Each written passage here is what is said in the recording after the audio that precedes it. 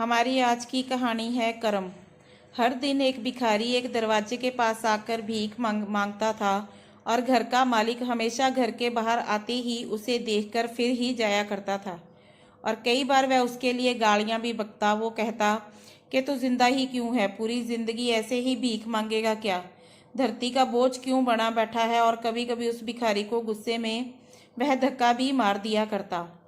इतना कुछ होने के बावजूद भी भिखारी के मुंह से सिर्फ यही निकलता कि भगवान तुम्हारे पापों को माफ करे। एक बार सेठ को धंधे में बड़ा नुकसान होने की खबर मिली। सेठ बहुत परेशान था कि तभी उसके दरवाजे पर वही भिखारी आया। गुस्से में अपना आपा खोते हुए सेठ ने उस भिखारी को पत्थर दे मारा। पत्थर लगने के कारण भिखारी का सर फूट गया और उसके सर से खून बहने लगा। फिर भी दर्द से कराहते हुए भिखारी ने बस इतना ही कहा कि भगवान तुम्हारे पापों को माफ करे। भिखारी वहां से चला गया। सेठ सोच में पड़ गया। भिखारी को पत्थर मारा, फिर भी उसने सिर्फ प्रार्थना की। सेठ का गुस्सा शांत हुआ तो भिखारी का रहस्य जानने के लिए सेठ ने भिखारी का पीछा करना शुरू कर दिया। भिखारी जहां जहां जाता सेठ उसके पीछे पीछे जाता। और सेठ ने देखा कि कोई उसको खाना देता तो कोई उसको मारता, कोई उसको अपमानित करता, कोई गाली देता। लोग भिखारी के साथ चाहे जैसा भी व्यवहार करते, लेकिन भिखारी सबके लिए एक ही प्रार्थना करता कि भगवान तुम्हारे पापों को माफ करे।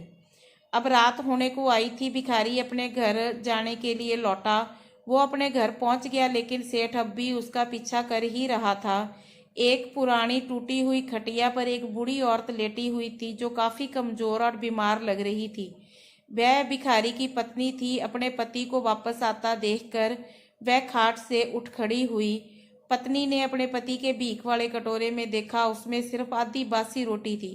उसे देखकर वह बोली कि आज बस इतना ही मिला। और हाँ, आपके सर से खून कैसे निकल रहा है, ये चोट कैसे लगी आपको?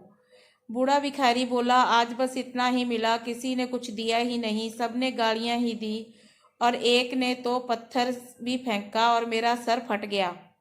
एक गहरी ठंडी सांस लेकर बूढ़ा भिखारी फिर से बोला, ये मेरे ही पापों का फल है। तुम्हें याद है कुछ सालों पहले हम कितने अमीर थे?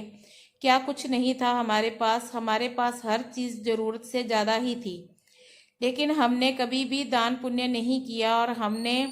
और उससे भी बुरा हमने उस अंधे भिखारी के साथ किया जो हमारे द्वार पर भीख मांगने आया करता था।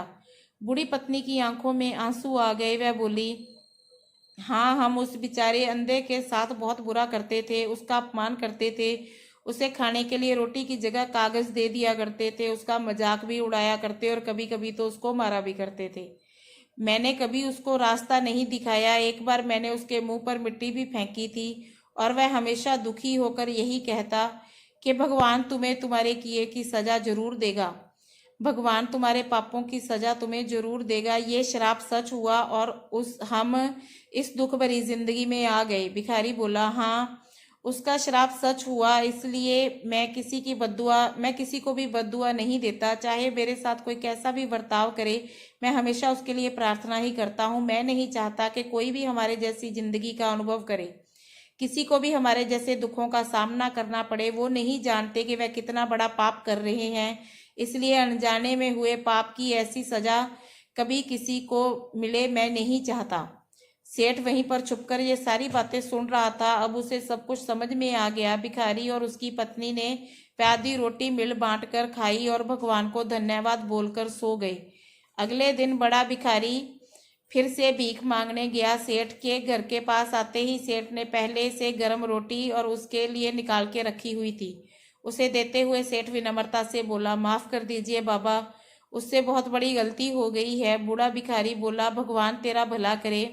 इतना कहकर वह आगे निकल गया। इस कहानी से जो सीख लेने लायक है वह बड़ी ही सिंपल बात है कि आदमी चाहे किसी के भी बारे में बुरा कहे या भला करे, लेकिन भगवान सिर्फ हमारे कर्म के हिसाब से ही हमको फल देता है। क्या हुआ अगर भगवान नहीं दिखता? लेकिन ये बिल्कुल सच है कि उसके खाते में सबका हिसाब बहुत ही पक्का होता है। इसलिए जब भी किसी के लिए कुछ भी करें तो बस हम अच्छा ही करें।